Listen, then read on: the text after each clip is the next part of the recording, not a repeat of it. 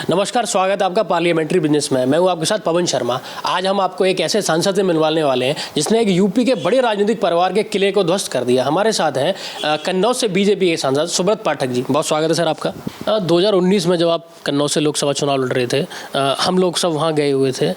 कन्नौज की जनता से जब हमने बात की तो कन्नौज की जनता ने ये कहा कि 2014 का जो इलेक्शन रिजल्ट था वो बड़ा शॉकिंग था।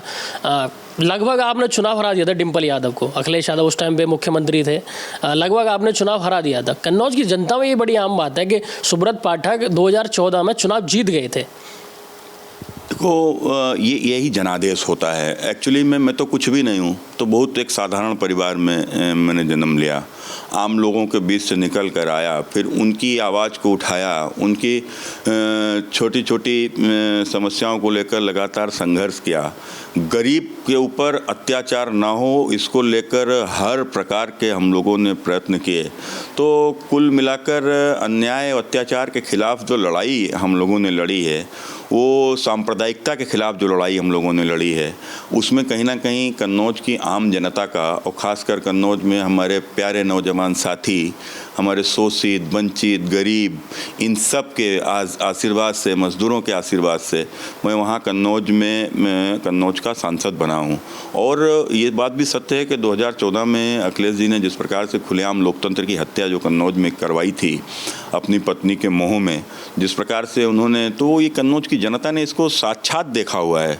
तो इसीलिए कन्नौज की जनता इस बात को कहती है कि जनादेश तो सुब्रत के साथ था, लेकिन ज़बरदस्ती की सांसद वहाँ से श्रीमती डिम्पल यादव जी थी।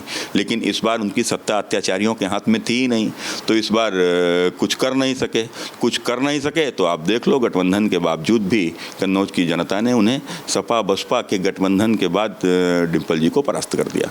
2019 की जब आपने बात की कि 2019 के चुनाव में सपा बसपा का गठबंधन, राष्ट्रीय लोकदल भी साथ में था, तीनों का गठबंधन था, उसके बावजूद आपने 2019 में बड़े मार्जिन से चुनाव हरा दिया। उस जीत के बारे में बताइए।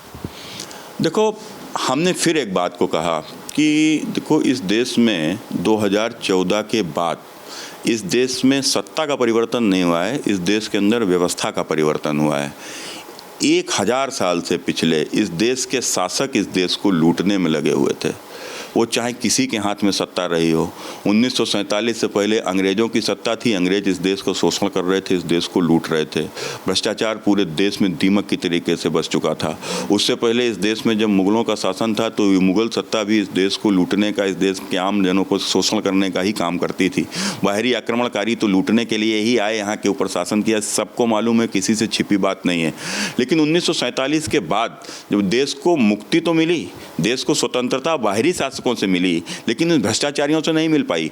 और यही कारण है कि कांग्रेस के शासन में जो आज कहा जाता है कि ए से लेकर जेड तक कोई ऐसा अक्षर बकाया नहीं है जिस अक्षर के नाम से उन्होंने कोई ना कोई घोटाला ना किया हो। कोई सरकार ऐसी नहीं है जिस सरकार में घोटाला ना हुए हों।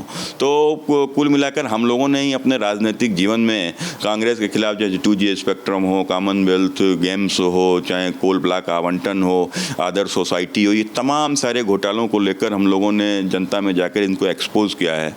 और यही कारण है कि उत्तर प्रदेश की भी हम अगर बात करेंगे तो उत्तर प्रदेश में एक मुलायम कुनबा, जो मुलायम सिंह जी सब जानते हैं कि मुलायम सिंह साधारण किसान फैमिली से आते हैं, एक साधारण किसान थे, एक साधारण अध्यापक थे। आज इतना बड़ा एम्पायर उनका कैसे खड़ा हो गया, कहाँ से आया ये मायावती जी का ये बड़ी बड़ी कोठियाँ जो शायद बड़े बड़े बिजनेसमैन की नहीं हैं, उनकी कहाँ से खड़ी हो गई। इनके छोटे छोटे लोकल स्तर के नेता और करोड़ों की कोठियों में रहने लगे, बड़ी बड़ी गाड़ियों पर चलने लगे, जिनके घर में पान की दुकान तक भी कभी नहीं थी। ऐसे लोगों के पास पैसा आया तो कहाँ से आया। इन लोगों ने सत्ता को लूट का केंद्र बनाया हुआ था। और नरेंद्र मोदी के आने के बाद ये सत्ता का जो नेता और अधिकारियों के गठजोड़ से जो सत्ता का व्यावसायिक केंद्र जो था उसको ध्वस्त करने का काम नरेंद्र मोदी जी ने किया है। उत्तर प्रदेश में पूज्य योगी आदित्यनाथ जी ने किया है। उसी का ये परिणाम था कि जनविश्वास मोदी जी के ऊपर बिल्कुल पूरी तरीके से बढ़ता चला जा रहा है। लोगों की समझ में आ रही है कि सत्ता कोई लूट का केंद्र नहीं है, बल्कि सत्ता तो आमजन के उत्थान का एक रास्ता है। तो उस रास्ते का इस्तेमाल हो, न कि उसको लूट के लिए उसका इस्तेमाल हो।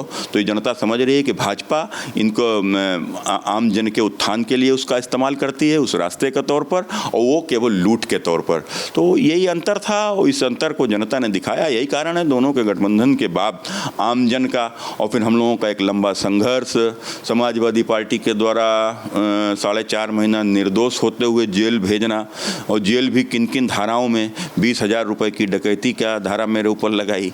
तो 20,000 रुपये की, जबकि मैं 1911 से हम लोग व्यवसायी फैमिली से हैं, 20 लाख से ज़्यादा की तो हम सांसद बनने से पहले अपना इनकम टैक्स रिटर्न भरते थे। तो कुल मिलाकर पूरा सब लोग व्यापारी परिवार से आते भाई, वह सबका अपना रिटर्न जाता है। तो इस तरीके से, लेकिन उसके बावजूद 20,000 की लूट लगा देना, मोटरसाइकिल की चोरी की लूट लगा देना। मोटरसाइकिल के हम लोग स्वयं व्यवसायी भी हैं।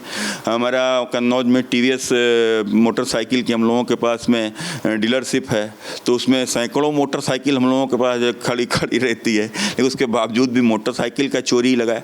तो ये जो निकृष्टता इनकी जो थी, इसको जनता ने बहुत आसानी से देखा कि जब एक राजनीतिक व्यक्ति के ऊपर, जो लोकसभा का चुनाव 2014 में लड़ा है, जो भारतीय जनता पार्टी का कन्नौज से जिलाध्यक्ष रह चुका है, जो एक व्यवसायी एक फैमिली से आता है, जिस फैमिली के पिछली 3-4 पीढ़ियों में भी कभी 151 का भी मुकदमा किसी के ऊपर नहीं दर्ज हुआ होगा।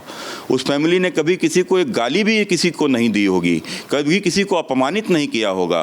तो उस फैमिली के व्यक्ति के ऊपर इस तरीके से लगाकर 4.5 महीने तक जेल में रखना, सैकड़ों की संख्या में फोर्स भेजकर घर में घुसकर मतलब लोगों का तलाशी लेना, अपमानित महिलाओं तक को अपमानित कराना, तो इस तरीके का जो कृत्य जनता ने देखा था, मैं समझता हूँ कि उसका उन सबका उनको जवाब देने का काम कन्नौज की जनता ने किया है। मीडिया में भी और यूपी की राजनीति में भी एक बड़ी एक दिलचस्प ये किस्सा है कि अखिलेश यादव से आपके बड़े तल्ख रिश्ते हैं।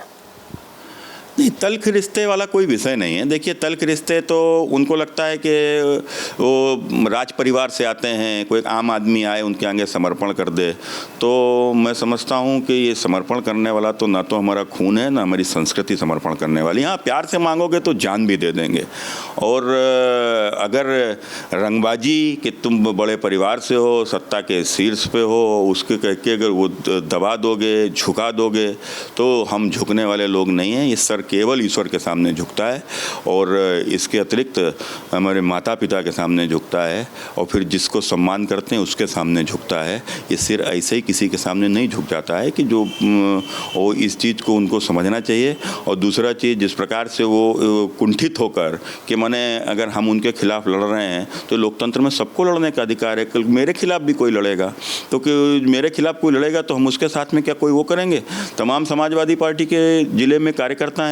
आज हम लोग सत्ता में थे, हम चाहते तो हम लोग कुछ ना कुछ अनिहित किसी का कर सकते थे।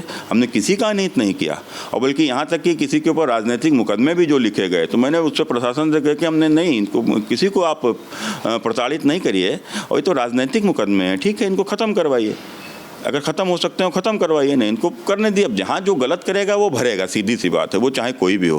तो कुल मिलाकर हम लोग केवल यही इसी बात के मेरे तल्ख रिश्ते हैं। और बाद बाकी यदि वो भी लोकतंत्र में, वो भी एक सांसद हैं हमारी संसद के, हम भी एक उस संसद के सांसद हैं, और उस नाते हमारा उनसे कोई मेरी उनकी व्यक्तिगत कोई लड़ाई नहीं है।